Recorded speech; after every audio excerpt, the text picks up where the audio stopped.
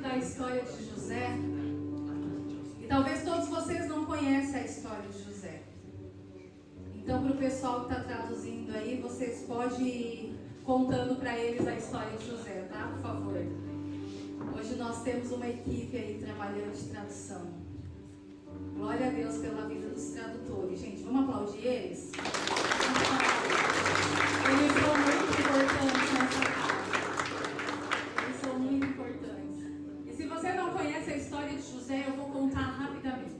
José, ele era de uma família grande, de muitos irmãos. E a Bíblia diz que o pai de José amava ele. Deu para ele uma túnica diferente, ou seja, uma roupa diferente. E isso despertou nos seus irmãos um ciúme, porque ficou visível o quanto o pai amava José. E aí José teve sonho, que foi o que o Décio acabou de compartilhar com vocês. E José compartilhou esses sonhos para os seus irmãos. E aí quando José falou para os irmãos que já estavam enciumados, quem tem irmão aí? Tem bastante gente que tem irmão. Quem já pensou assim, ai, a minha mãe gosta mais do meu irmão do que de mim? Mas é verdade. Ah, todo mundo já pensou isso um dia. Você gosta mais do meu irmão ou da minha irmã do que de mim, né? Então nós conseguimos entender os irmãos de José. E eles ficaram enciumados porque eles pensaram, o meu pai ama mais o meu irmão e agora o meu irmão está tendo um sonho.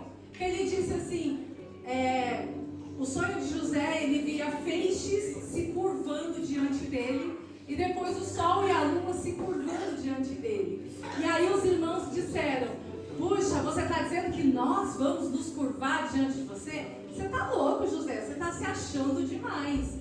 E aí acontece, né, o decorrer da história, mas o que é muito legal que a Bíblia diz é que José tinha a confiança de seu pai.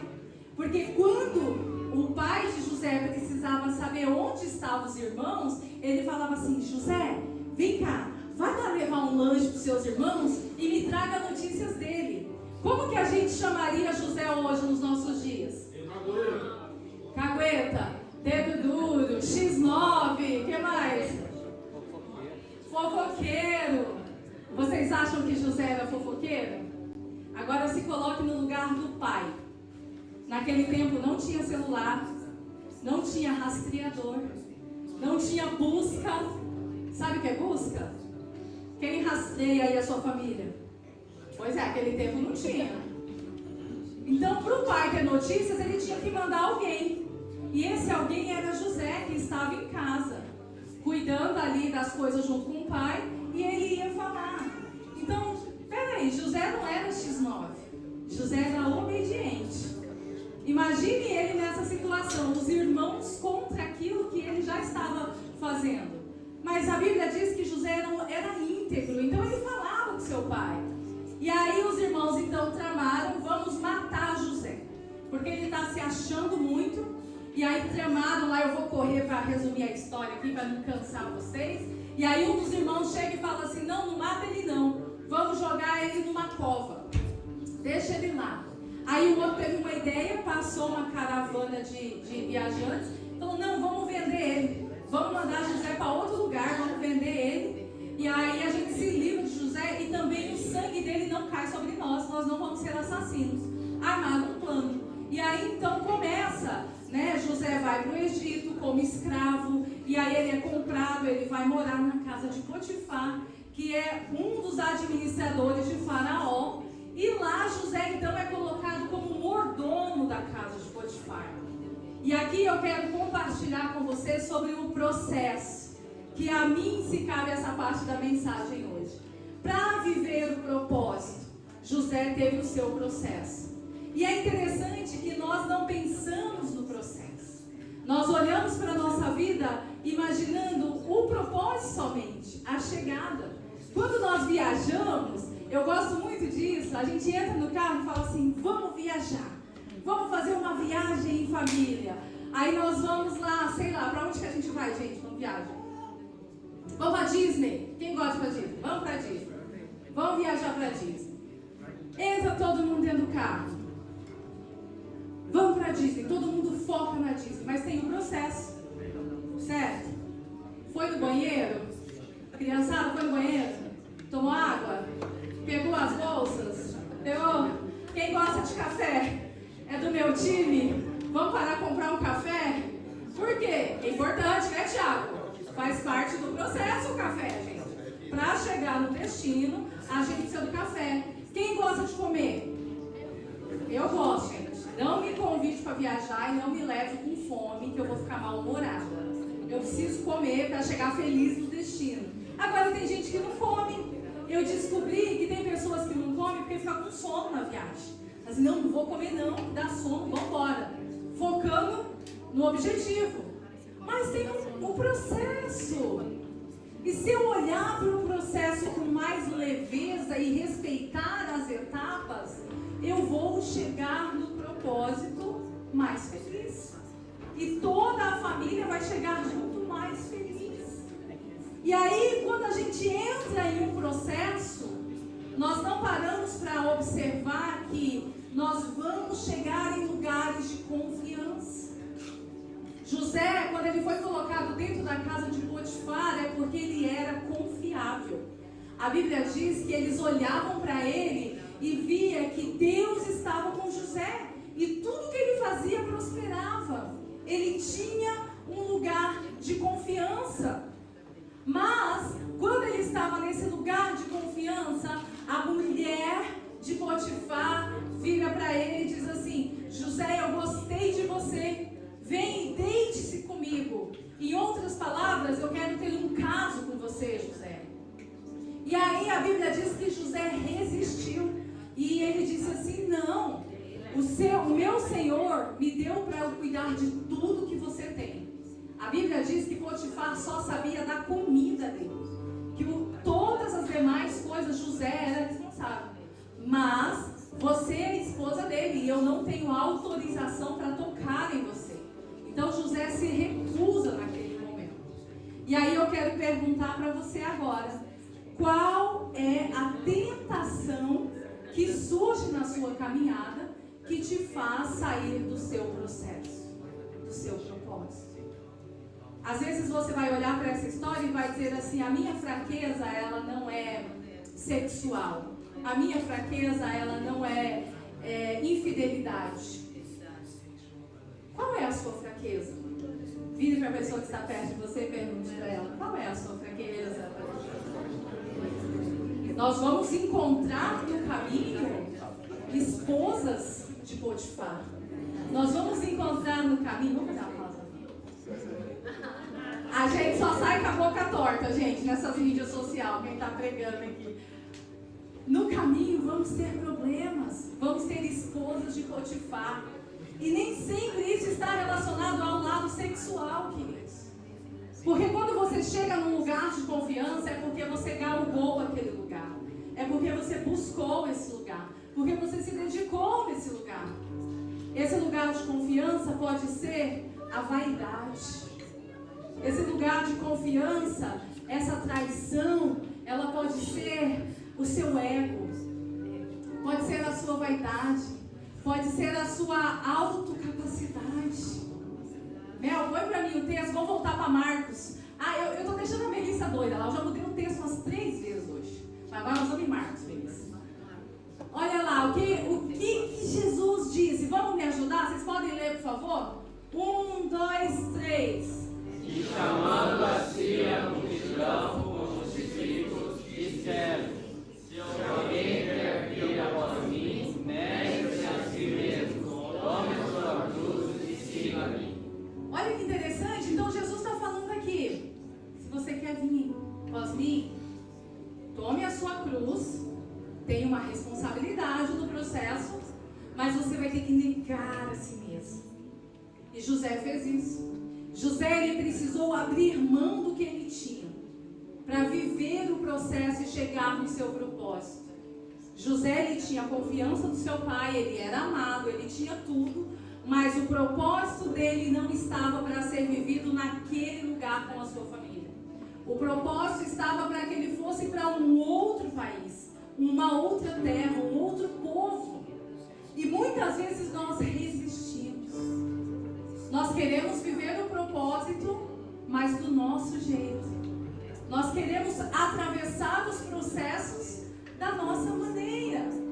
E aí, quando nós olhamos aqui para a vida de José, que ele é tentado então pela esposa de Potifar, me chama a atenção nesse texto porque muitas pessoas falham nesse lugar. E é um lugar difícil. Se você olhar toda a trajetória, houve um preço que já foi pago para chegar a esse lugar de confiança. Mas o problema é que quando nós alcançamos o lugar de confiança, a vaidade nos leva à nossa ruína. A Bíblia fala sobre isso. E ela é muito clara que quando nós pensamos ser alguma coisa, nós estamos propensos à queda. E muitas pessoas boas, capazes, treinadas, pessoas inteligentes, pessoas sábias, pessoas muito bem articuladas, elas podem desenvolver no processo, no propósito, mas falham. Porque no processo, na hora que ela galga um lugar de confiança, ela cede, porque o poder está nas mãos. E naquele momento, José tinha o poder da casa de Potifar. Ele poderia fazer que talvez ninguém fosse descobrir. Mas ele escolheu a fidelidade. Ele disse: eu não posso fazer isso com o meu senhor, Potifar, e nem com o meu Deus. Quantas vezes nós chegamos nesse lugar de confiança que Deus nos permite, e quando nós estamos ali, a um passo de ser levados ao propósito final, ao destino final, nós falhamos. Porque nós olhamos e pensamos: eu cheguei aqui por mérito meu, eu consegui, eu sou capaz, então eu vou fazer as coisas do meu jeito. Porque se tem uma coisa que é difícil no processo, é a espera. E a grande verdade é que, eu não vou dizer todos nós, que eu não vou te pôr no pacote junto comigo, então eu vou ser boazinha. Eu vou dizer, quase todos nós temos dificuldade com espera. Pergunta para a pessoa aí, fala assim: você gosta de esperar? Eu gosto de ver só as fisionomias, né? Daqui da frente a gente enxerga assim. Ninguém gosta de esperar, gente. Ninguém gosta. Ninguém gosta. E a prova que a gente não gosta é quando hoje a gente manda mensagem para alguém, a pessoa leu a mensagem e não respondeu. Aí você vai lá e olha assim e fala: leu e não me respondeu. Não é assim? Confessa. A gente quer no nosso tempo. A gente entra lá no site para fazer um login, o site não vai. Aí você já cancela a internet, tira o Wi-Fi, põe o Wi-Fi, fala: esse negócio está lerdo. Não gostamos de esperar. Vamos no restaurante, chega na porta do restaurante, tem uma fila. Tem 10 famílias lá na nossa frente. Você fica na fila? Olha, ninguém fica, a maioria vai embora. Interessante. Poucos ficariam. Você fala: não, vai demorar muito. 10, dá 1 hora. Ah, não, vamos embora. McDonald's. Vamos pro McDonald's, vamos pro drive-thru. Se bem que se você chega no drive, a fila estiver grande, você desiste do Mac também. Não é verdade? Eu já desisti da fila do drive. É muita fila. Entramos lá dentro. Problema de espera. Agora pensa se aquilo que vai comer, que é visível, não temos paciência de esperar. Imagina aquilo que nós não temos. Imagina aquilo que nós estamos esperando, que a gente não sabe quando vai chegar. José não sabia quando ia chegar o propósito. Ele tinha a convicção que ele honrava a Deus em qualquer lugar que ele estava. E aí, depois dessa situação com a esposa, ele foi lançado à prisão. A vida já estava ruim. Agora ficou pior. Porque aí ele vai para a prisão. Mas a prisão fazia parte dos planos de Deus. E a Bíblia fala que Deus estava com José na prisão. Gente, você consegue imaginar você continuar íntegro, continuar agradecendo, fiel, sendo exemplo, na prisão, caluniado de forma injusta? Quando a gente recebe uma palavra injustamente, nossa reação? Se defender. Vou fazer alguma coisa. Vou falar sobre o que realmente é. José não. José vai para a prisão sem delongas. E a Bíblia fala que quando ele chegou na prisão, o carcereiro viu que ele era um homem sábio e coloca José agora para cuidar da prisão. Olha que interessante. O que me chama a atenção nessa história é que tudo isso fazia parte, era processo. Porque o objetivo final de José era estar do lado de Faraó. Agora imagine você, será que o rei iria olhar para um rapaz hebreu, um estrangeiro, e dar ouvidos para ele, se não tivesse ali um histórico acontecendo? Provavelmente não. E Deus tem os seus caminhos para nos levar ao nosso propósito. E a gente não sabe se o propósito acontece semana que vem, se o propósito acontece mês que vem, se o propósito vai acontecer ano que vem. A gente só sabe que o propósito vai acontecer se estivermos no caminho certo. E quando o propósito demorar a acontecer na sua vida, você precisa fazer uma pergunta. Sabe quem atrasa a chegada do propósito? Já pensaram nisso? Quem atrasa o propósito? Eu. E a gente não gosta de ouvir isso, né? Quando o propósito acontece na nossa vida, a gente coloca a culpa nas pessoas. Coloca a culpa no cônjuge, coloca a culpa na família, coloca a culpa no líder, coloca a culpa no pastor, coloca a culpa em todo mundo, menos em mim. E Deus está olhando para mim dizendo assim, filha, você precisa se submeter no processo, mas você não quer. Sabe por quê? Chego num lugar de confiança, eu já acho que posso fazer do meu jeito, posso fazer sozinho, posso ir avante, mas para chegar no lugar do propósito, com honra, como José chegou, precisou ter obediência, precisou ter humildade. E sabe um ponto que nós costumamos falhar? A gente não gosta de obedecer. A obediência, ela tem a ver com a ordem delegada. Nós dizemos, ok, vou obedecer. Ou nós dizemos, ok, vou obedecer. O que vocês fazem quando alguém faz isso perto de você?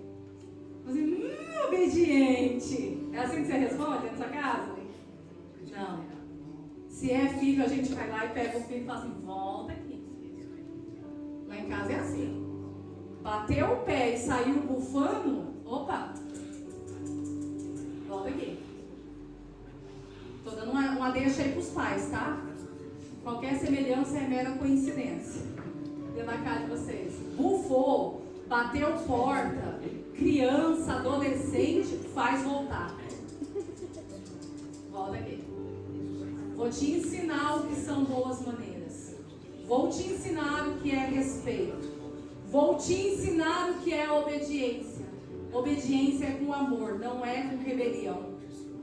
E se nós temos rebelião dentro da nossa própria casa, não pense que os propósitos de Deus acontecerão na vida da sua família. Porque Deus não trabalha com pessoas rebeldes. E sabe o que é ser rebelde? É não querer se submeter à autoridade. E sabe onde começa a submissão em autoridade? Dentro de casa. Ah, mas eu já sou grande. É grande. Mas ainda tem uma autoridade aqui dentro de casa. Isso é submissão à autoridade. Entenda que os processos são necessários. E quando José ele chega naquele lugar com o faraó, José já havia sido treinado pelo seu pai. José ele não foi escolhido à toa. Lembra que José ele era íntegro? A Bíblia diz em Gênesis 37 que ele já trabalhava com 17 anos. E a Bíblia diz que ele levava para o seu pai as notícias dos seus irmãos. Lembra que a gente chamou ele de X9 no começo? Lembra que nós chamamos José de fofoqueiro? Pois é, para você viver o processo, às vezes a obediência vai te custar o que as pessoas pensam de você.